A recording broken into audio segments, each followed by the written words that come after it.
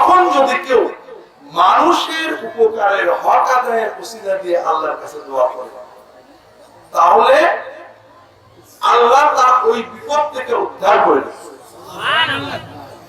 যেমন আপনি বিপদে পড়েছেন, আল্লাহ কোনো কিছু করতে পারিনি, অমুক বিধবাকে আমি সাহায্য করছিলাম, আমি না করলে লোকটা চলে যেত, মেয়েটা অসহায় হয়ে হারিয়ে যেত, ফকির হয়ে যেত, অমুক রোগীটা মারা যাচ্ছিল, আমি চেষ্টা করে তার ভর্তি করে ব্যবস্থা করছিলাম, আল্লাহ আমার কারণে কিন্তু আমারই মধ্যস্থতায় লোকটা জীবন পেয়েছিল, আল্লাহ আমি অমুক সময় অমুক কাজটা করেছিলাম, আল্লাহ দুনিয়ার জন্য নয়, ভোটের জন্য নয়, মানুষের ভাবার জন্য নয়, তোমার বান্দার খুশি করলে তুমি খুশি হও, তাই আমি করেছিলাম। আল্লাহ আজকে আমি বিপদে পড়েছি, তুমি যদি আমার আমলটা কবুল করে থাকো, ওই আমলের ওসিলায় আজকের বিপদ কাটিয়ে দাও, ইনশাআল্লাহ সঙ্গে সঙ্গে আল্লাহ বিপদ কাটিয়ে দেবে।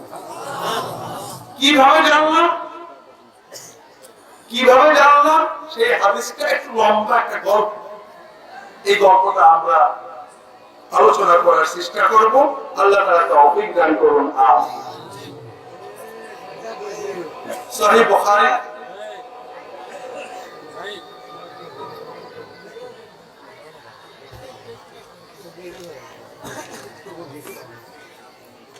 সহিহ বুখারী, সহিহ মুসলিম এবং অন্যান্য সকল বইয়ের হাদিস, সকল হাদিস গ্রন্থের হাদিস, রাসূলুল্লাহ সাল্লাল্লাহু আলাইহি ওয়াসাল্লাম বলেন, আগের জামানার তিনজন মানুষ দেশ ভ্রমণে বের হয়েছে, মরুভূমির ভিতর দিয়ে তারা সফর করছে। আমরা বাংলাদেশের মানুষ যারা হজ করেনি তারা কিন্তু মরুভূমি দেখে, মনে করেন আপনাদের এই আক্কেলপুর থেকে অথবা এই কি নাম আপনাদের, হ্যাঁ গানের থেকে আপনারা যাবেন ঢাকা, ঢাকা পর্যন্ত রাস্তার দুই পাশে কোনো বাড়ি নেই, ঘর নেই, জমি নেই, ফসল নেই, শুধু বিরান মাঠ, এরকম কি কল্পনা করতে পারবেন? অসম্ভব। মরুভূমি মানে হলো বিরান প্রান্ত, মানুষ নেই, জন নেই। আমি একবার হজে গেছি, আমার সাথে ঝিনাইদহের আমাদের দেশের দুই ভাই আছে, মদিনা যাচ্ছি মক্কা থেকে দিনের বেলায়, অনেক সময় রাতে যেতে হয়, দেখা যায় না। আমার পাশেই ভাই বসে আছে, ঘন্টাখানেক আল্লাহ জিকির তাসবিহ করার পরে ভাই আর নিজেকে নীরব রাখতে পারেনি, আমাকে বলছে, ভাই এই যে কত মাইল চলে আসলাম, শতাধিক মাইল, এত বিশাল মাঠ প্রান্ত, কোন মানুষ নেই, জন নেই, আর আমাদের বাংলাদেশের মানুষ থাকার জায়গা পাচ্ছে না, বাংলাদেশ থেকে মানুষ এনে এখানে বসতি করে দিলে তো না, তাহলে দেখেন বসতি তো করবেন, পানি কোথায় পাবে? পানি ছাড়া মানুষ আসতে পারে? বাংলাদেশের মানুষ আমরা জানি মাটি খুঁজতেই পারে, আরব দেশে তা যেখানে পানি আছে সেখানে পানি, আর যেখানে পানি নেই খুঁজতে খুঁজতে লাভা বেরিয়ে যাবে, কিন্তু পানি বেরোবে।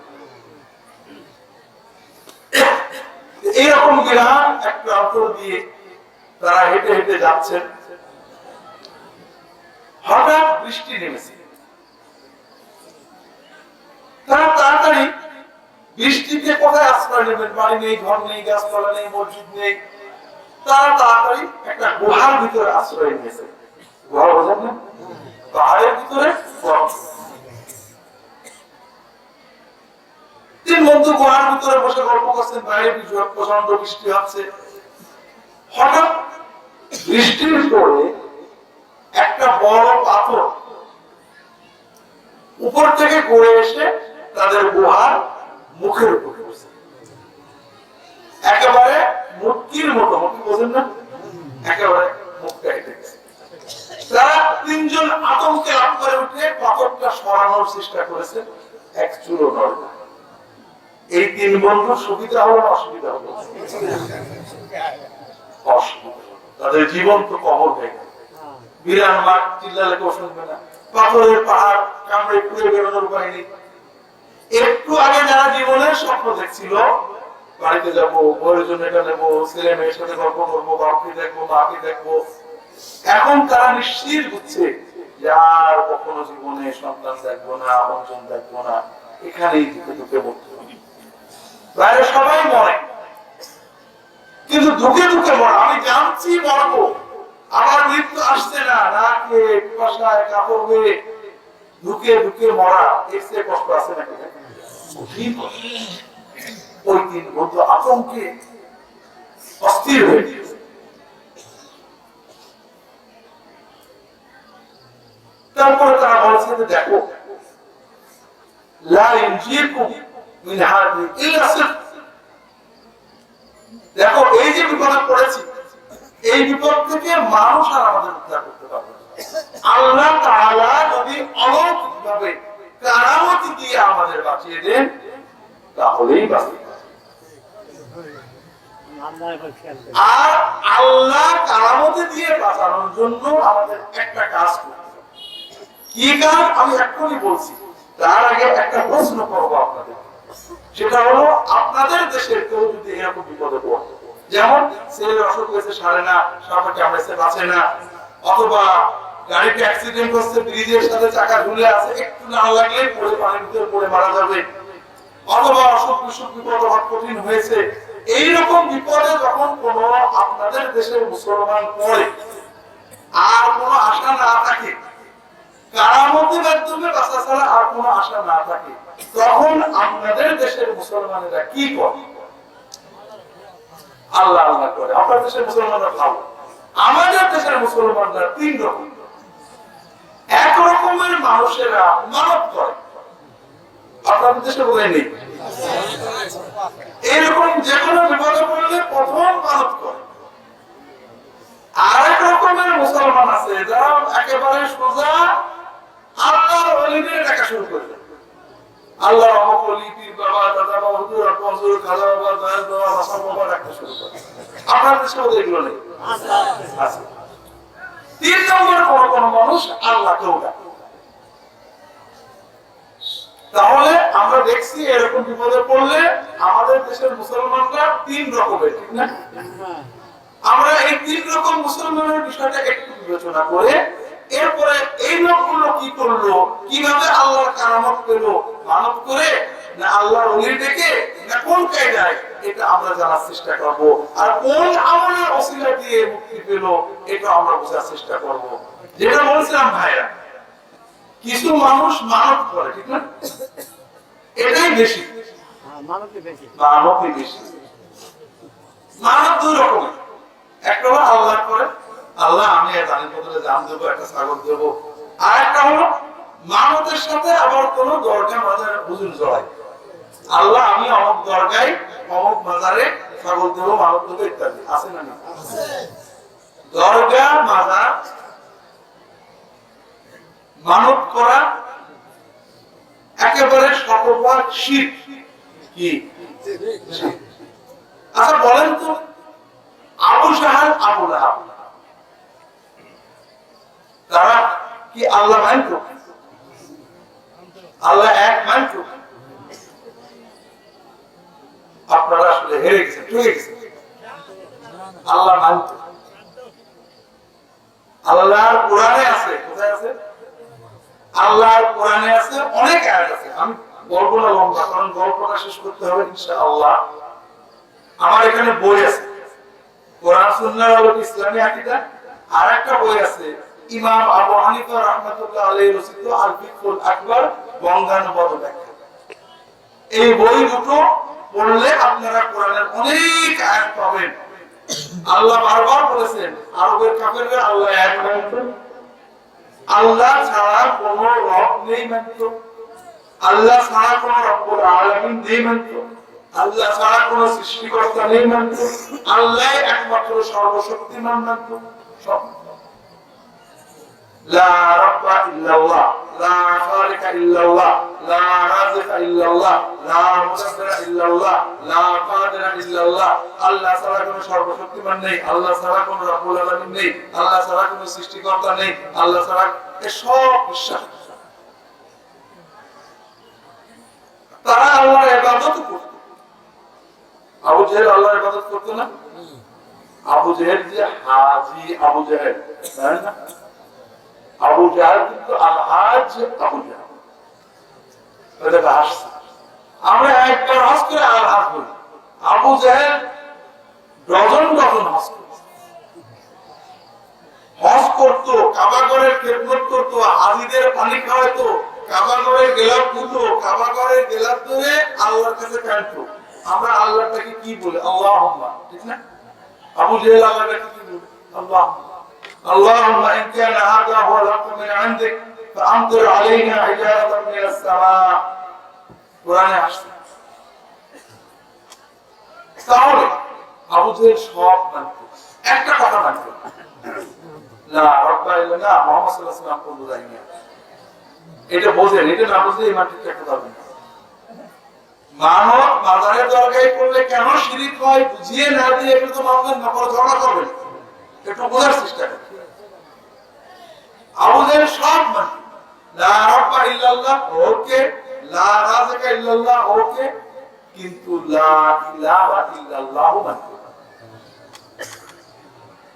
আল্লাহ ছাড়া কোনো রব নেই মানে, আল্লাহ আমাদের মাবুদ মানে, তবে আল্লাহ ছাড়া কোনো মাবুদ নেই এইটা মানতো না।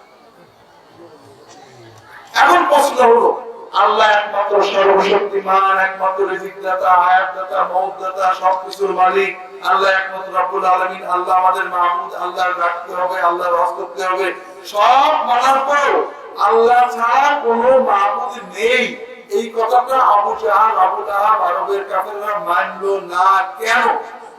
এই প্রশ্নের উত্তর জানার কি শখ আপনাদের হয়? উত্তরটা কি বলবো? উত্তর বোঝা খুবই সহজ বাঙালিদের জন্য। আমি একটা গান শুনছিলাম আমাদের বিশ্ববিদ্যালয়ের বাসের ভিতরে, বাবা শাহজালাল ওলি তুমি দয়ালু বাবা, দয়া করো। এরকম গান কি আপনারা শুনেছেন? আছে না? আমাদের সমাজে লক্ষ লক্ষ মুসলমান আছেন যারা বাবা শাহজালাল ওলি, শাহ পরান ওলি, শাহ মখদুম ওলি, গৌসে আজম ওলি, খাজা বাবা ওলি, দাদা হুজুর ওলি, আব্বা হুজুর ওলি, মা হুজুর ওলি, বাবা পরমেশ্বর বাবা, নজর দাও বাবা, টাকা বাবা, দয়া করো বাবা, এরকম আছে না নেই? যারা এইভাবে ডাকেন তাদের কাছে যে যদি আপনি প্রশ্ন করেন যে আমাদের রব কি, সে কি বলবে? আপনি যদি প্রশ্ন করেন আমাদের রিজিক দেয় কে, সে কি বলবে? যদি বলেন আল্লাহ ছাড়া কোনো রব্বুল আলামিন নেই, মানবে না? কিন্তু আপনি যদি বলেন যে দেখো তুমি এই যে দয়া চাচ্ছ, এই দয়া আল্লাহর কাছে ছাড়া কারোর কাছে চাওয়া যাবে না, নাকি মানবে? রাগ করবে না নরম হবে? নরম না না গরম হবে? বলে বেটা অভাবী আল্লাহর নিজের মানে না। কথা কি বুঝতে পেরেছেন? একেবারে অবিকল আবু জাহেল ছিলেন, কোন পার্থক্য। আবু জাহেল আল্লাহকে একমাত্র রব্বুল আলামিন মানতো, লা রাব্বা ইল্লাল্লাহ মানতো, একমাত্র সর্বশক্তিমান মানতো, আল্লাহর ইবাদত করতো। কিন্তু আবু জাহেল এবং তার ধর্মের মানুষদের বিশ্বাস ছিল আল্লাহ অনেক বড়, আল্লাহর ইবাদত করতে হবে, হজ করতে হবে, ওমরা করতে হবে, করতে হবে, আল্লাহ পাওয়া। কিন্তু আল্লাহর নেক নজর পেতে, বিপদ থেকে উদ্ধার পেতে, আল্লাহর প্রিয় হওয়ার জন্য আল্লাহকে ডাইরেক্ট ডাকলে হবে না। কারণ আল্লাহর আযাব হচ্ছে মহারাজার মতো অনেক বড়, আমাদের মতো গুনাহগারের কথা আল্লাহ শুনে। তাহলে কি করতে হবে? আল্লাহর যারা নেককার বান্দা, কারা? জিবরাইল, মিকাইল, আজরাইল, ইসরাফিল, আল্লাহর প্রিয় বান্দা, সত্যি প্রিয়। ইব্রাহিম, ইসমাঈল, মুসা, ঈসা, আল্লাহর নবী, আল্লাহর ফেরেশতা, আল্লাহর নবী আলাইহিস সালাম। ইয়াউস, ইয়াউস, সুরা, নাস, আল্লাহর ওলি। কোরআনে তাদের নাম আছে, হাদিসে নাম আছে, খুব বড় ওলি ছিলেন। মানুষেরা তাদের কাছে দোয়া চাইলে আল্লাহ বরকত দিতেন, দোয়া কবুল করতেন। তারা যখন মারা গেলেন মানুষেরা তাদের মাজার বানিয়ে ফেললো, তাদের কাছে যে চাইতে লাগলো মূর্তি বানিয়ে ফেললো, এইভাবে তাদের ইবাদত করতে লাগলো। আবু জাহেল এভাবে ইব্রাহিম, ইসমাঈল, মুসা, ঈসা, ইয়াকুব, সুরা, নাস, জিবরাইল, মিকাইল, আজরাইল, ইসরাফিল, মানাত, উজ্জা, হাবল, এই সমস্তকে আল্লাহর নেককার প্রিয়জন হিসেবে গণ্য করে তাদের ইবাদত করো। কিভাবে? তাদের মাজারে যাও। তাদের মাজার না হলে মূর্তি বানিয়ে নাও, মাজার দূরে আছে বা নেই, মূর্তি একটা বানিয়ে নাও। মূর্তি বানাতে পারলে মূর্তি বা মাজার তো ফ্যাক্টর না, ফ্যাক্টর হলো হুজুরের ধ্যান। তুমি একটা গাছ বা পাথর বসিয়ে দাও, সেখানে হুজুরের দিকে মোতাবেক হয়ে তাকে ধ্যান করো, তাকে ডাকো। একটু দুধ ঢেলে দাও, উট জবাই করে দাও, ছাগল ছেড়ে দাও, দেখো বাবা ইব্রাহিম, বাবা ইয়াকুব, বাবা সুবহান আছে। তারা যখন তোমার ডাকে খুশি হবে, তুমি যে তাদের আল্লাহর প্রিয় বান্দাদের বন্দনা করলে আল্লাহ খুশি হবে। আর এই প্রিয় বান্দারা খুশি হয়ে তোমার যে মনের চাহিদা, তোমার যে দরকার, এটা আল্লাহর কাছ থেকে চাইবে। কথা বুঝতে পারেন? এই যুক্তিতে, এই আকীদায়, এই ঈমানে আবু জাহেল আল্লাহর টাকার পাশাপাশি আল্লাহর রহমতের আশায়, আল্লাহর বরকতের আশায় এই সমস্ত আল্লাহর ফেরেশতা, পয়গম্বর, নবী, ওলি এদেরকেও বন্দনা করত, আরাধনা করত, পূজা করত। আল্লাহ রাসূল সাল্লাল্লাহু আলাইহি ওয়াসাল্লাম কি বলেন? বেশি কিছু বলেন। তিনি বলেন আল্লাহর প্রিয় বান্দাদের সবাইকে ভালোবাসতে হবে, তাদের জন্য আল্লাহর কাছে দোয়া করতে হবে। আলাইহিস সালাম, আল্লাহ তাদেরকে শান্তি দাও, দয়া করো। কিন্তু তোমার চাওয়া পাওয়া হবে একমাত্র কার কাছে? ইয়াকা না'বুদু ওয়া ইয়াকা নাস্তাঈন। চাওয়া পাওয়া, টাকাটাকি, সাহায্য চাওয়া সরাসরি একমাত্র কার? ইবাদত সরাসরি একমাত্র কার? বাস আবু জাহেল বলে এত বড় বেয়াদব, আল্লাহর ওলিদের মানে না, আল্লাহর মাহবুব বান্দাদের মানে না। আমরা যাদের মাধ্যমে সব পেয়েছি, যাদের বন্দনা করে আমরা সব প্রয়োজন মেটে, আগে বলে নাকি তাদের সাথে বেয়াদবি করতে হবে, তাদের বন্দনা করা যাবে না, ডাইরেক্ট শুধু আল্লাহর বন্দনা করতে হবে। ঘর আর না, কথাটা বুঝতে পেরেছি? এখন আমার প্রশ্ন হলো, আবু জাহেল যে যুক্তিতে গোমরাহ হয়ে গেল, আবু জাহেল কিন্তু আওলাদের রাসূল, আওলাদের রাসূল ইব্রাহিম ইসমাইল দুইজন নবীর আওলাদ, আমাদের নবীর চাচা। আওলাদের রাসূল আবু জাহেল যে কারণে ধ্বংস হলো, যে যুক্তিতে, এই রকম যুক্তি চিন্তা কি বাংলাদেশে পাওয়া যায়? অল্প স্বল্প একটু বোঝার চেষ্টা করি, তারপরে আমরা গল্পে যাব। কারণ আসল জায়গা ঠিক না হলে কোনটাই লাভ হবে না। আমরা অনেক সময় বলি মন্ত্রী, মিনিস্টার, এমপি, এসপি, জজ এদের কাছে যদি তুমি সরাসরি যাও কাম হবে না। তুমি যদি একজন ওই মন্ত্রী, মিনিস্টার, জজ, ব্যারিস্টারের প্রিয় আপনজন কাউকে যদি সাথে নিয়ে যাও, কারো সুপারিশ নিয়ে যাও, তাহলে কাজ হবে না। কথা ঠিক? কাজে আল্লাহর কাছেও তুমি সরাসরি গেলে কাজ হবে না। তুমি যদি আল্লাহর ওলিদের, আল্লাহর নেককার মানুষদের মাধ্যম নিয়ে যাও, তাহলে কাজ ভালো হবে। এই রকম কথা কি আপনারা শুনেছেন? হ্যাঁ, মাশাআল্লাহ। আচ্ছা, কথাটা আমরা ভালো করে বোঝার চেষ্টা করি। প্রথমে একটা উদাহরণ, কেউ যদি বলে মন্ত্রী, মিনিস্টার, জজ, ব্যারিস্টারের কাছে যাইতে সুপারিশ না নিয়ে গেলে কাজ হয় না। কাজে বাবু, তোর বয়স 2 বছর, মার কাছে যখন দুধের দরকার হবে, খালার বা দাদির বা নানির বা বাপের ডেকে নিয়ে যাবি, তাহলে মা দুধ দেবে না। ঠিক আছে কথা? হ্যাঁ, ঠিক নেই? এরপরে আসল কথাটা বিচার, আল্লাহ মায়ের চেয়ে আপন না পর? আমরা যখন মন্ত্রী, মিনিস্টার, জজ, ব্যারিস্টারের কাছে সুপারিশ নিয়ে যাই, কেন? কারণ ওই লোক আমাকে চেনে না, আমাদের প্রধানমন্ত্রী আমাকে চেনে।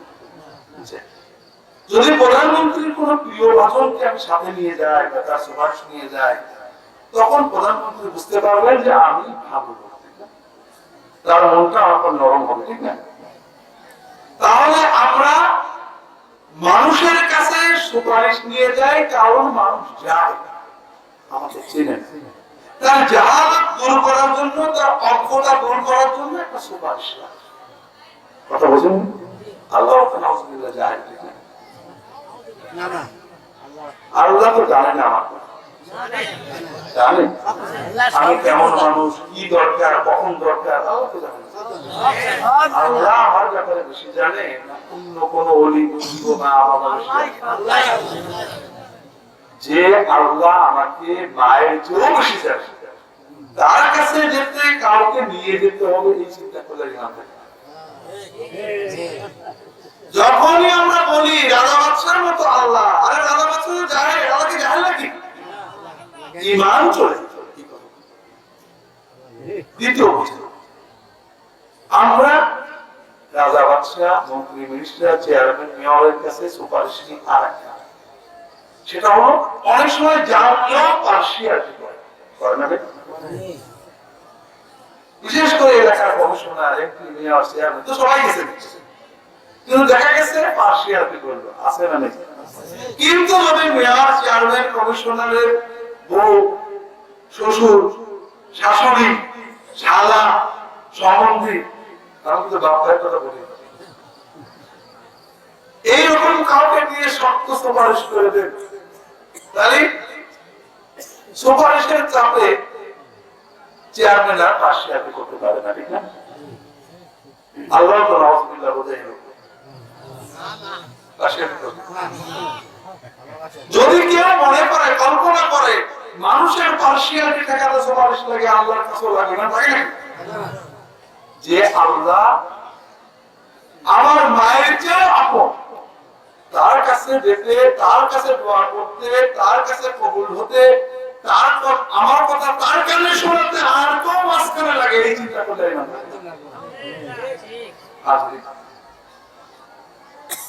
মানুষ লাগে শিখতে, হুজুর কোন দোয়া করলে আল্লাহ কবুল করে, হুজুর কোন জিকির করলে আল্লাহর কথা দেয়, হুজুর কোন আমল করলে এটা হয়, এইগুলো শেখাবে হুজুরেরা, কথা বুঝেছেন? আর টাকাটাকি কার সাথে? ডাইরেক্টের সাথে, আল্লাহর সাথে। আমরা অনেক সময় বলি যে কোর্টে গেলে উকিল লাগে, আল্লাহর কাছেও উকিল লাগে, শোনেন না? কোর্টে গেলে উকিল লাগে কেন? কারণ দর্শক যায়, আমার দলিলটা জেনুইন, ওর দলিল যা, দর্শক যায় নাকি?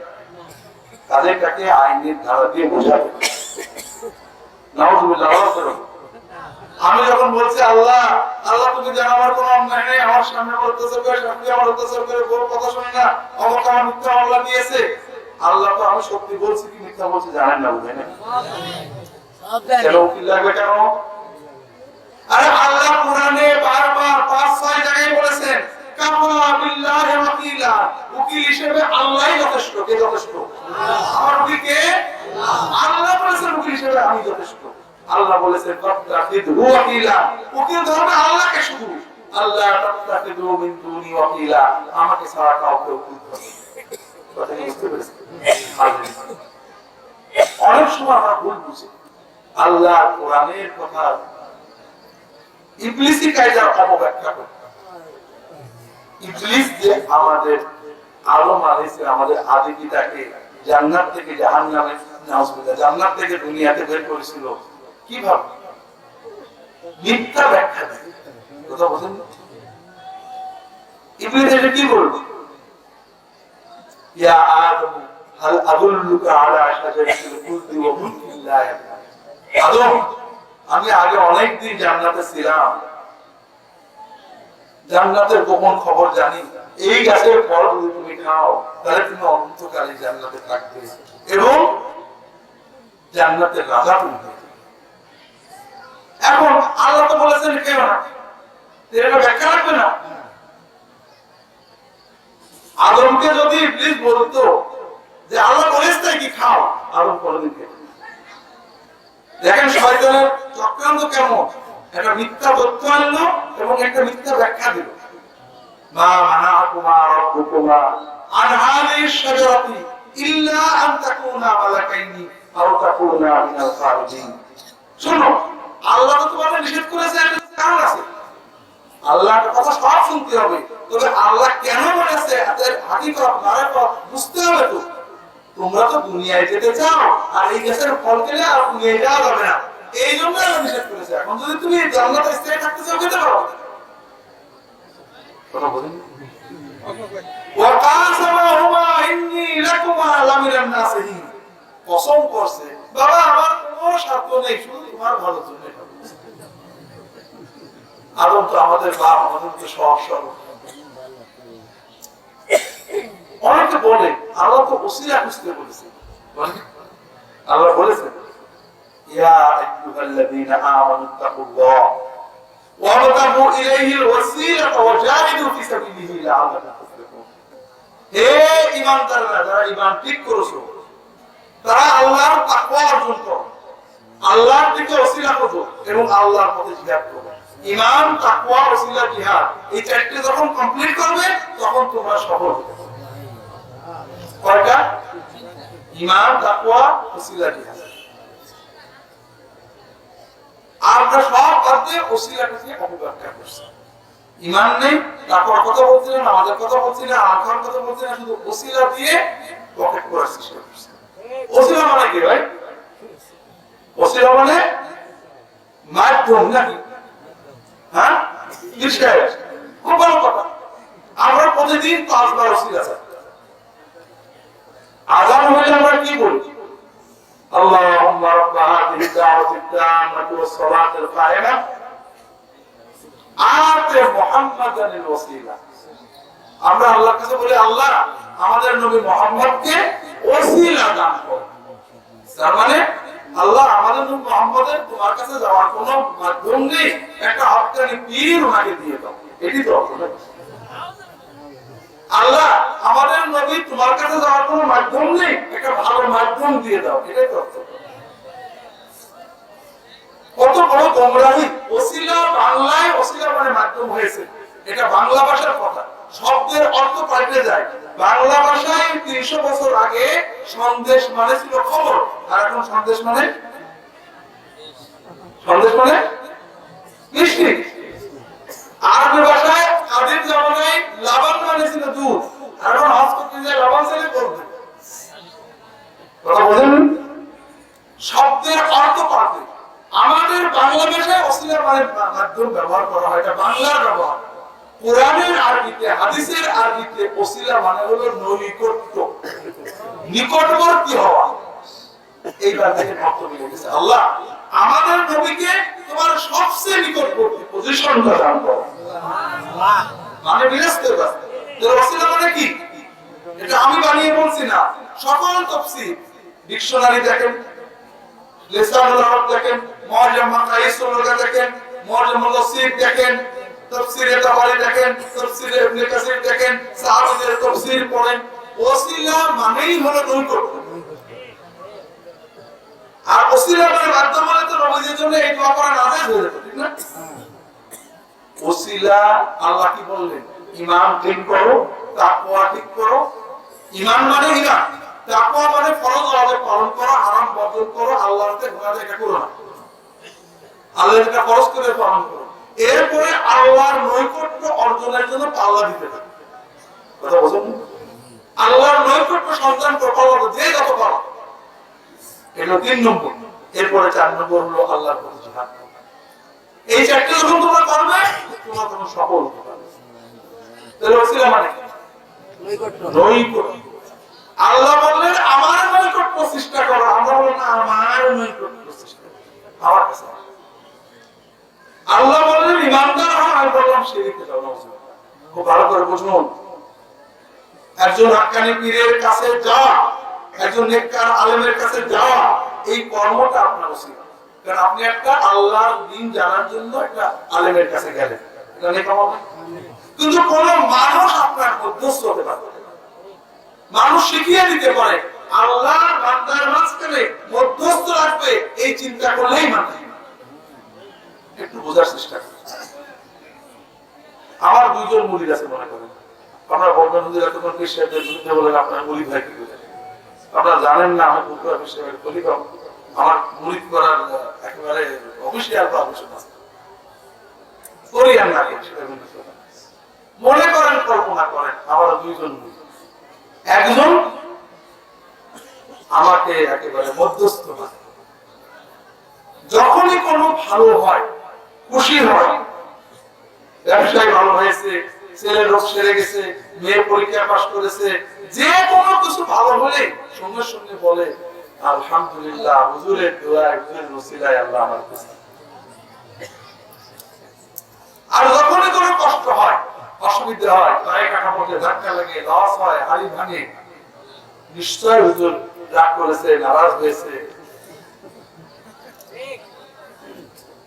আরেক মুরিদ আছে, সে আমাকে ওরকম বলছে, সে জানে হুজুর আমার উস্তাদ, আমাকে শেখায়, দেওয়া নেওয়া চাওয়া পাওয়া আল্লাহ। যখনই কোনো ভালো হয় তখনই আল্লাহ তোমার দয়া, তুমি আমাকে দিও। যখনই কোনো বিপদ হয় আল্লাহ তুমি দিয়েছো, আল্লাহ তুমি কাটে।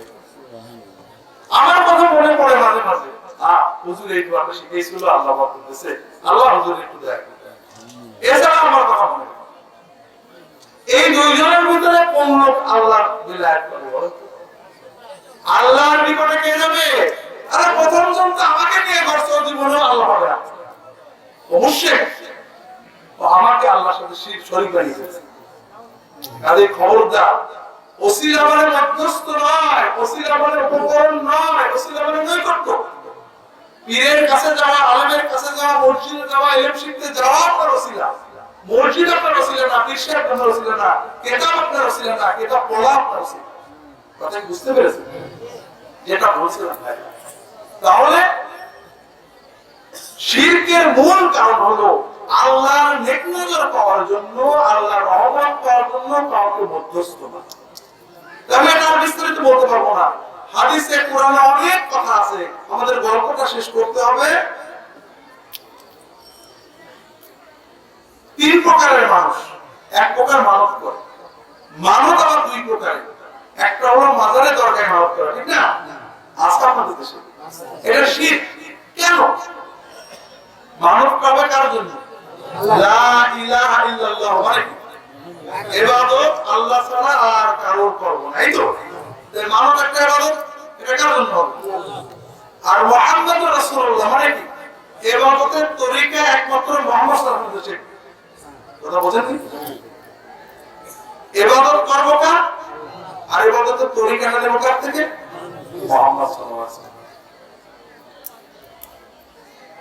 ইবাদত করব আল্লাহ মানে কি? এই যে টুপি পড়ছি, দাড়ি রাখছি, নামাজ পড়ি, সিজদা করি, জিকির করি, তাওহীদ তালিম, কোরআন পড়ি, দাওয়াত দিই, ইবাদত করি, জানাজা করি, যত কাজ করি এর সওয়াব কার কাছ থেকে আশা করি?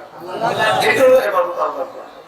আর কোন কাজে ইবাদত করলে, কোন পদ্ধতিতে কোরআন পড়লে, জিকির করলে, বসে থাকলে, দাঁড়িয়ে থাকলে, শুইলে, নামাজ পড়লে, রোজা রাখলে, জানাজা করলে, বাবার জন্য সওয়াব করলে, কোন কায়দায়, কোন তরিকায় করলে আল্লাহ কবুল করবেন, এই তথ্যটা আল্লাহ ওহীর মাধ্যমে কাকে শিখাইছিলেন?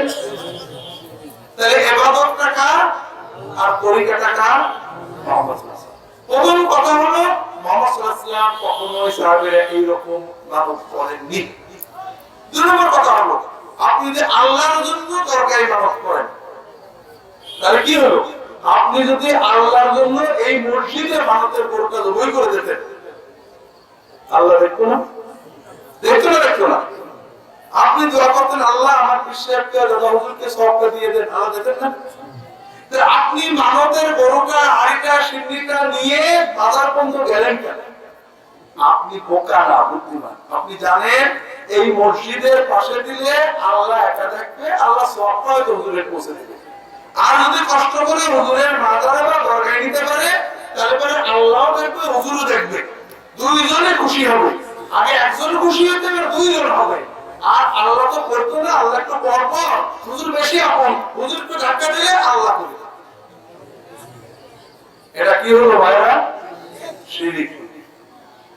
দুই নম্বর, আপনি যদি এমনিও মানত করেন শিরক ছাড়া, আল্লাহ জানের বদলে জান দেবো, মসজিদে সিন্নি দেবো, এটাও ঠিক না। সহিহ বুখারী, মুসলিম, অন্যান্য গ্রন্থের হাদিস, নাহা রাসূলুল্লাহ সাল্লাল্লাহু আলাইহি ওয়াসাল্লাম আনিন নাযর ওয়া ক্বাল আন-নাযর লা ইয়াতি বিশাই লা ইয়াতি বিখাইর ইন্নামা ইস্তাখরাজু বিহি মিনাল বাখিল। রাসূলুল্লাহ মানত করতে নিষেধ করতেন। তিনি বলতেন মানতে কিছু হয় না, শুধু এরা বখিল, দিতে চায় না, এদের আল্লাহর বিপক্ষে মানত করে, কিছু দান করে না। আপনার দান করবেন, দানের বিপক্ষে। দান আর মানতের পার্থক্য কি? মানত হলো অবিশ্বাস আর দান হলো বিশ্বাস। আমি 200 টাকা আল্লাহর দেবো, যদি আমার না দেয়, আল্লাহ তুমি যদি এটা করে দাও তাহলে আমি এটা দিলাম। আর দান হলো বিশ্বাস। আল্লাহ তোমার নবী বলেছে দানের বিপদ কাটানো, গরিব মানুষ রিকশা চালিয়ে 30 টাকা পাইছিলাম, বড় বিপদে আছে, 10 টাকা গরিবের দিয়ে গেলাম, দিয়ে গেলাম, আল্লাহ এই দানটা কবুল করে বিপদটা কাটিয়ে দেয়। এটা বিপদ। কথা বুঝতে পারেন যেটা বলছিলাম? তাহলে মানব এটা ঠিক পদ্ধতি না। আর যদি বিপদে পড়ে পীর পাশায় হুজুর ডাকে, তাহলে সেটা কি হবে? সেটা আমাদের চেয়েও অংশ। কথা বোঝেন? বিপদে কাকে ডাকতে হবে? যারা বিপদে পীর আউলিয়াদের ডাকে, তাদের যদি বলা হয় আল্লাহ শোনে না, কি বলবে? শোনে। তাহলে আল্লাহর কাছে ওকে ডাকতে তো বেশি শুনবে, বেশি বলবো না। লা হাওলা ওয়ালা কুওয়াতা। ইউনূস আলাইহিস সালাম যখন মাছের পেটে পড়ছিলেন, কাকে ডাকছিলেন? আল্লাহ ডাক শুনেন। এখন তো আল্লাহ বলেন আউযুবিল্লাহ অত শুনতে পারেন না নাকি? হ্যাঁ, কাজে খুব সাবধান। এইবার তৃতীয় গ্রুপে আসে। আসল যেটা বিপদ থাকে সেটা হলো আল্লাহকে ডাকা। কাকে ডাকা? আল্লাহকে ডাকা। আমি লম্বা বলতে বলতে ভুলে যাবো ভাই। আমরা অনেক সময় শয়তানের ওয়াসওয়াসায় দিনকে কঠিন করি। অনেকে নামাজ কালাম পড়ে না, বললে বলে কি, আরে নামাজ না পড়লে কি হবে, ইমান ঠিক আছে, বলে না? বল। নামাজ পড়তে তো কঠিন মনে করে, ঠিক না? নামাজ পড়ে না, ইমান ঠিক আছে। এইরকম মুসলমান বাংলাদেশে বেশি থাকলে আমাদের হুজুরদের খুব লাভ। কারণ ভালো করে বোঝে নামাজ পড়ে না, ইমান ঠিক আছে, অর্থাৎ বোঝে বিপদ আপদ আল্লাহ দেয়, আল্লাহ কাটায়, কিন্তু দোয়া করতে পারে, নামাজ পড়তে পারে না। ওর ছোট বা বড় বিপদ, মহিলা বা পুরুষ হোক, মুরগির অসুখ, ছাগলের অসুখ, বিপদ আপদ, ঠান্ডা জ্বর থেকে শুরু করে ক্যান্সার, সাপে কাটা, মামলা মোকদ্দমা, যে কোনো বিপদ হইলে ওর মনে হয় হুজুরের কথা। 200 টাকা, 2 কেজি আম, একটা ছাগল, 2টো গরু নিয়ে, কথা বোঝেন না? দেখবেন যে এই গরু নিয়ে, ছাগল নিয়ে, টাকা নিয়ে যারা যায় অধিকাংশ হবে না। এইরকম বেনামাজি সমাজে বেশি থাকলে আমাদের লাভ। আমিও ভাগে থাকছি ভাই। আমরা তো বাংলাদেশের 16 কোটি মুসলমানের জন্য প্রায় 12 কোটি কি আছে, তার ভিতরে আমি একজন, একটা খারাপ দিন না, মোটামুটি আন্তর্জাতিক না আরো জাতীয় হয়। যেটা বলছিলাম, আমাদের মেয়ে লাভ হলে আপনাদের কি হবে? লস। 1 নম্বর লস, ইমান লস। নামাজ না পড়লে আল্লাহ রাসূল বলেছেন ইমান ঠিক থাকে না। 2 নম্বর বিপদ আপদ রাখতে হয় কাকে? আপনি আল্লাহ, আল্লাহ আপনার কাছে রয়েছেন, ডাকলে সঙ্গে না দেখে দৌড়ালেন আমার কাছে, এটাও তো ইমান নষ্ট হবে। 3 নম্বর হলো আপনার মুরগি, ছাগল, গরু গেল, গরিব মানুষ এটা নিজে খাইলে কত ফুর্তি লাগতো, বিক্রি করে ছেলে পেলে নিয়ে খাইলে বড় শাড়ি কিনলে কত ভালো হতো, দিয়ে দিলেন আমার মতো চর্বি আলাদা। 4 নম্বর হলো যে জন্য দিলেন সেটাও হয় না। আচ্ছা বলেন তো, হুজুরের একটা উট দিয়েছে, গরু দিয়েছে, ছাগল দিয়েছে, আর কোনো বিপদ আপদ হয় না? আপনাদের লেখা একজন আছে, প্রতি বছরে খালি দেয় আর দেয়, বিপদ বিপদ ওর মনে হয় কিন্তু কেটেছে আমার বিপদ বিপদ, ঠিক না ভাই? ঠিক। আর যদি নামাজ পড়তে কি হতো? আল্লাহ রাসূল সাল্লাল্লাহু আলাইহি ওয়াসাল্লাম বলেন, আকরামু মা ইয়াকুনুল আবদু মিনাল্লাহি ওয়া হুয়া সাজিদ। বান্দা যখন নামাজের সিজদায় চলে যায়, আল্লাহর সবচেয়ে কাছে চলে যায়, আল্লাহর সাথে বান্দার দিদার হয়।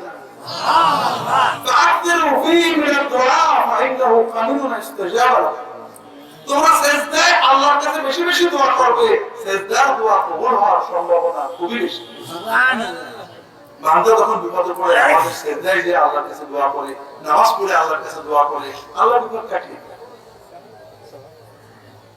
আপনাদের বলছি ভাইরা, আল্লাহর নামাজ সহজ, কিছু পারেন না, সূরা ফাতিহা জানেন না, দাঁড়িয়ে দাঁড়িয়ে আল্লাহু আকবার, আল্লাহু আকবার নামাজ পড়বেন, ওযু করতে পারেন, তেমন করে কাপড় নিয়ে নেক করে নামাজ পড়বেন, তবুও নামাজ পড়বেন, আল্লাহর দয়া মায়া মমতা পাবেন, সরলা সম পেয়ে যাবেন।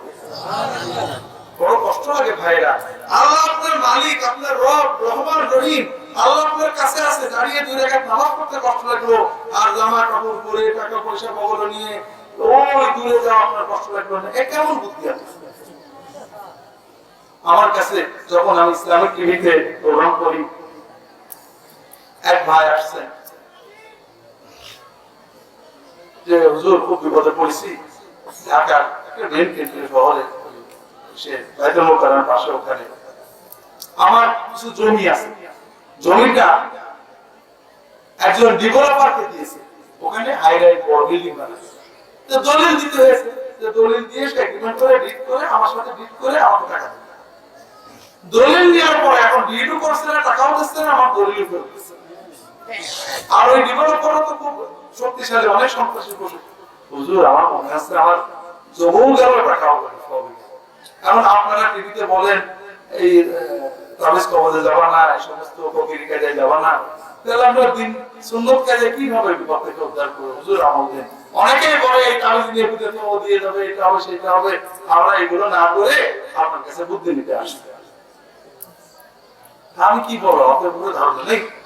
তাই বললাম দেখেন আল্লাহর কাছে চাইলে আল্লাহ সবই দিতে পারে। আমার একটা বই আছে রাহে বিলায়াত, ওই বই থেকে দুটো দোয়া দেখিয়ে দিলাম।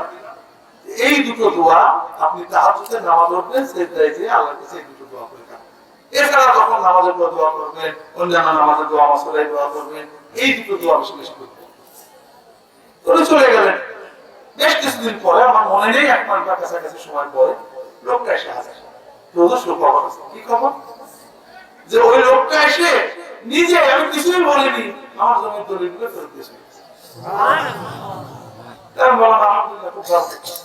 ওই লোক হুজুর তুমি একটা কি হুজুর, এই যে মাসখানেক আমি তাহাজ্জুদে নামাজ পড়লাম, আল্লাহ থেকে কাঁদলাম, এত শান্তি লাগছিল, এত মজা লাগছিল।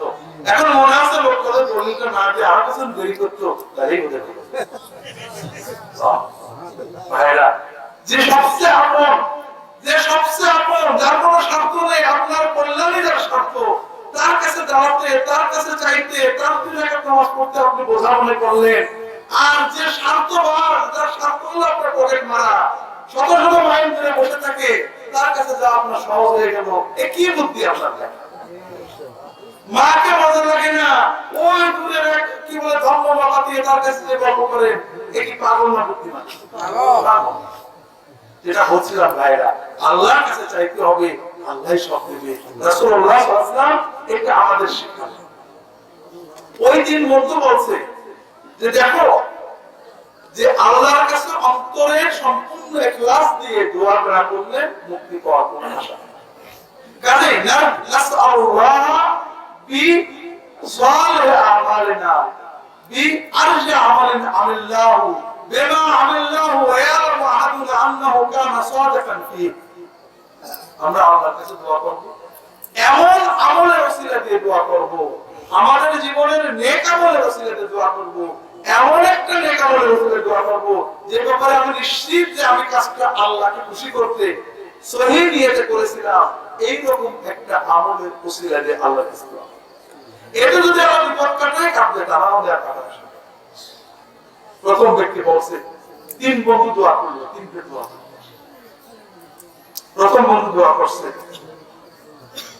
আল্লাহ আমি আমার বৃদ্ধ পিতা মাতাকে নিয়ে মরুভূমির পাশে বসবাস করি।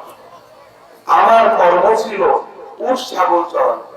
প্রতিদিন সকালে আমি উট ছাগল নিয়ে মরুভূমিতে ছেড়ে দিতাম, ওরা চলতো। বিকালে আমরা ওগুলো ফেরত এনে ওগুলোর দুধ দোয়া, দুধ দুইয়ে বালতি ভরে দুধ নিয়ে বাড়িতে যেতাম। এই দুধ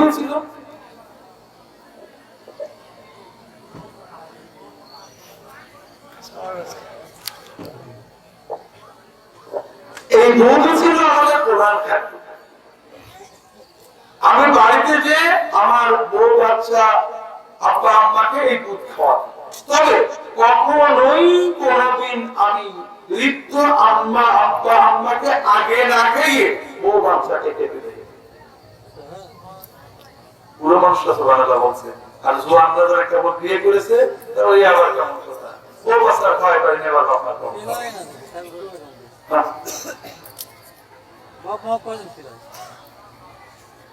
ওই লোকটা কি বলছে যে কোনদিন আগে বাপ মাকে না দিয়ে আমি বউ বাচ্চাকে দেই।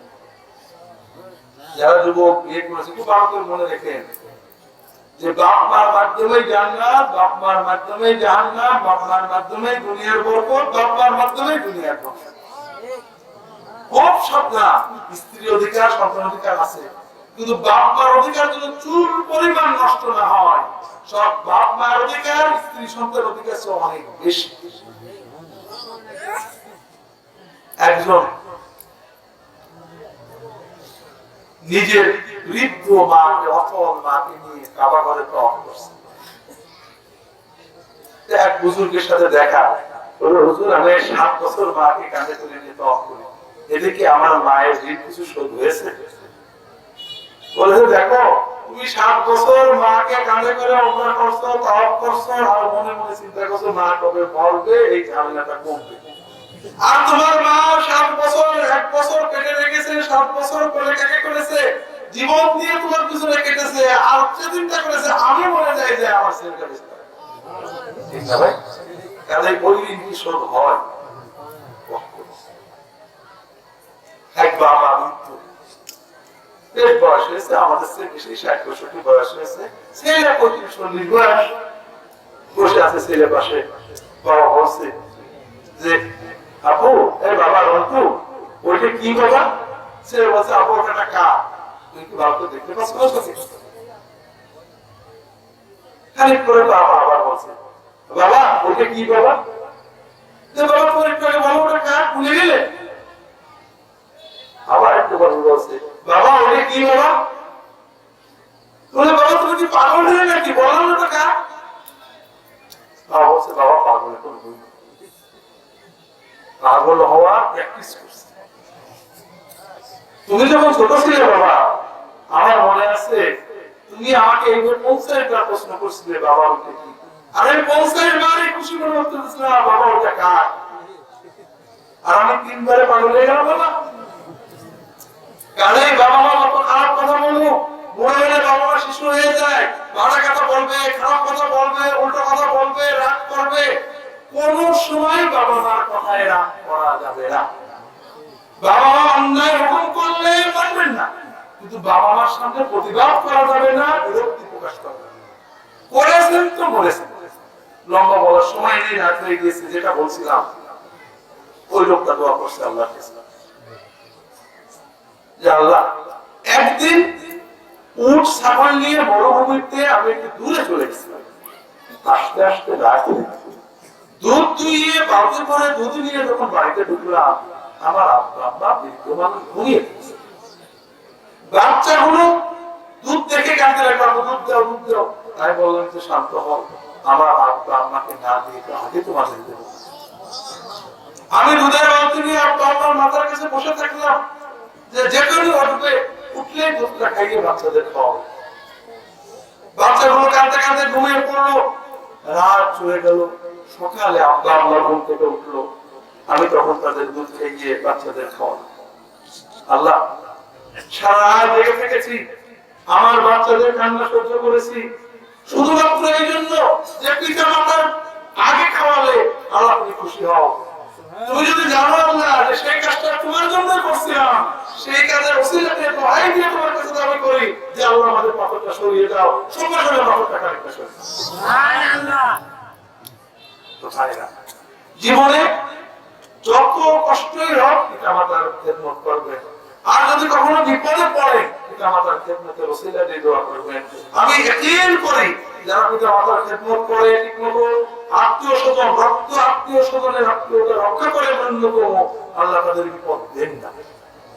তারপরেও যদি কোনো বিপদ আসে, বাবা মায়ের খেদমতের ওসিলা দিয়ে দোয়া চাই যে আল্লাহ মৌটা বড় জান্নাত ছিল, অমুক বিপদে পড়েছিলাম, বেতন কম ছিল, তারপরেও কোনোদিন বাবা মার কষ্ট দিইনি, অমুক সময় অমুক কাজটা করেছিলাম, আমরা শুধু তোমাকে খুশি করতে, আল্লাহ বিপদ কাটিয়ে দাও, ইনশাআল্লাহ আপনার বিপদ কেটে যাবে। দ্বিতীয় বন্ধু দোয়া করছে, আল্লাহ আমার বাড়িতে কৃষি কাজ করাতাম কামলা দিয়ে, আমরা বললাম একদিন এক কামলা আমার উপর রাগ করে বেতন না নিয়ে চলে গেছে।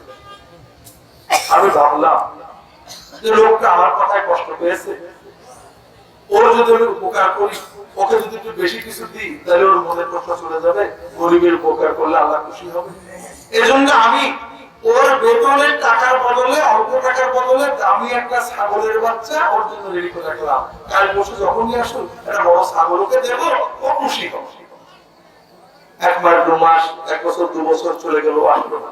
ওই ছাগলেরটা বড় হলো, ছাগলের বাচ্চা হলো, আস্তে আস্তে একটা বড় পাল। আমি ছাগলের পালটাকে ওই লোকটার নিয়েতে আলাদা পালতে লাগি। অনেক বছর পরে একদিন লোক এসে আসে যে ভাই আমার কাছে একদিনের বেতন পাবো দেন। আমি বললাম যে হ্যাঁ আপনাকে তো চিনেছি ভাই, আপনি আমাকে রাখতে কষ্ট পাইছিলেন, এই যে ছাগলের পালটা দেখছেন এটা আপনার বেতন। লোকটা তো এমনি বদলে কেটে গেছে। দেবেন না বলেন, দেবেন না, বসার কষ্ট নাকি? আপনার কাছে কয় টাকা পাবো? তো 1,000 টাকা ছাগল আপনার কাছে আসতাম না, শুধু বিপদে পড়েছি বলে আজকে খাইছি। যদি আপনার মতো কে আসে বসার করছেন কে? পুরো একবার করছেন।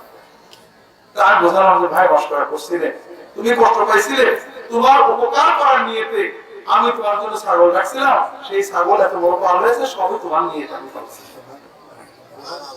লোকটা একবার থ্যাংক ইউ বললো না, শুকরিয়া বললো না, ছাগলগুলো নিয়ে চলে গেল। আল্লাহ, আমি বলতে পারতাম যে ছাগল তোমার পালছি, আমার অর্ধেক আমার দিয়ে যাও, 10টা আমাকে দিয়ে যাও, আমি বলিনি। কারণ আমি তো ছাগলের নিয়ে যেতে পারিনি।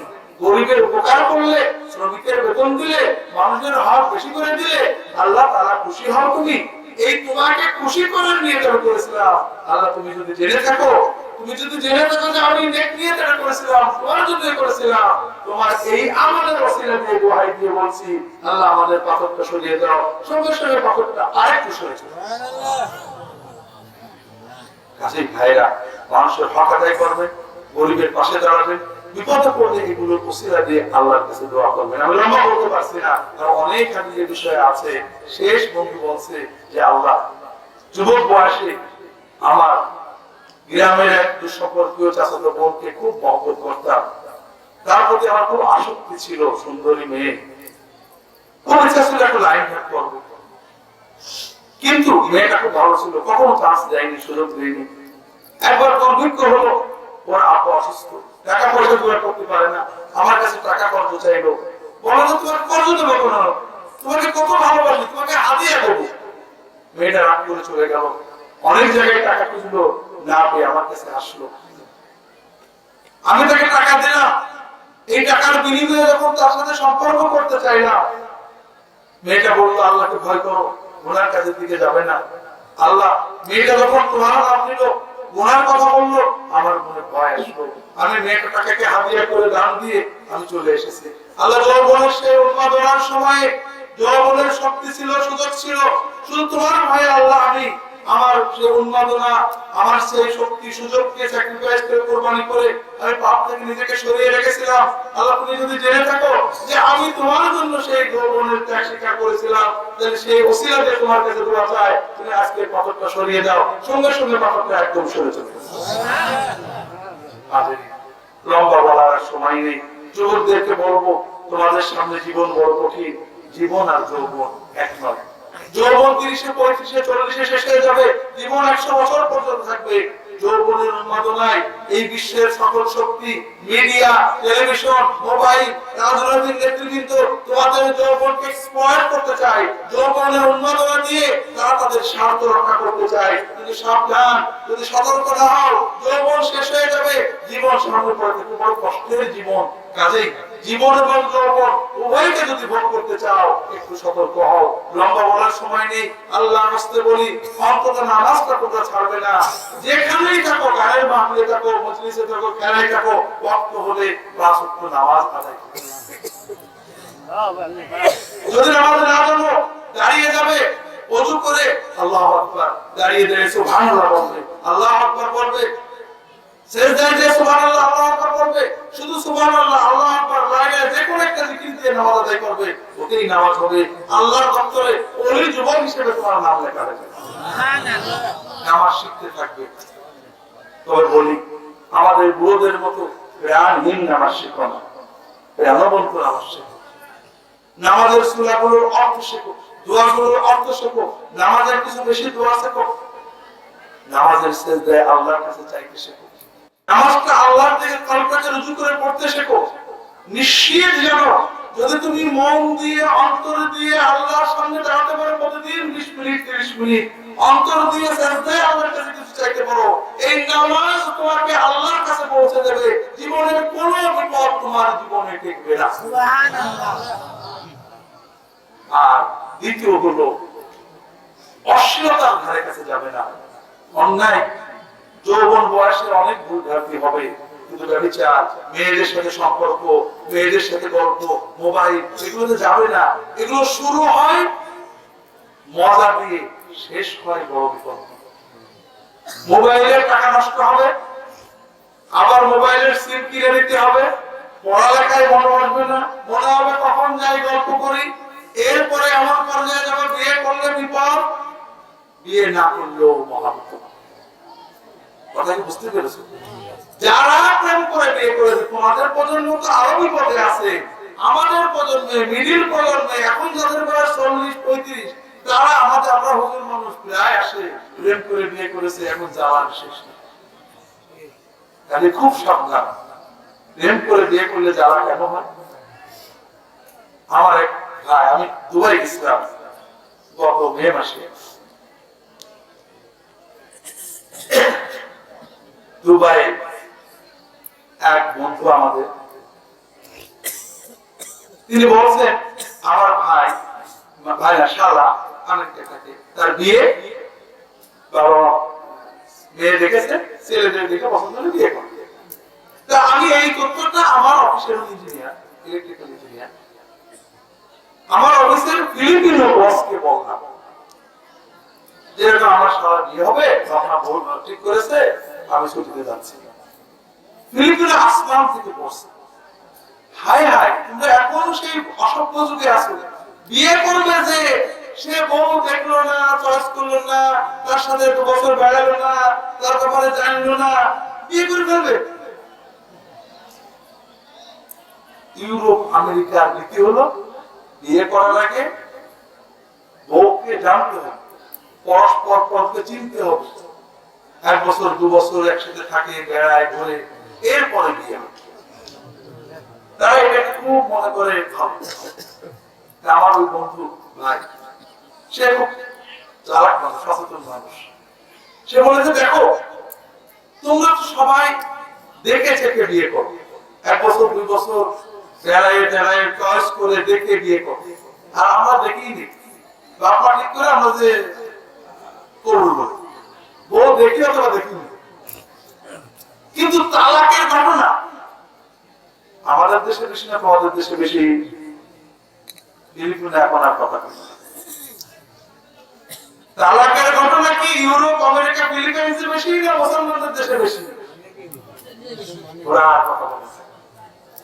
তখন আমার বন্ধু বলছে যে ভাই, আমি বললাম যে দেখো আমাদের আছে চয়েস, আবেগ, ইমোশন, কিন্তু অভিজ্ঞতা নেই। আর বাবা মায়ের আছে অভিজ্ঞতা। কোন ধরনের মেয়ে শান্তিতে সংসার করে, ঝগড়া বেশি কে করে, কোন পরিবারের মেয়ে হলে শান্তি পাবে, বুড়ো বয়সে সুবিধা হবে না হবে, সংসার কার সাথে ভালো করা যায়, এইসব অভিজ্ঞতা কার আছে?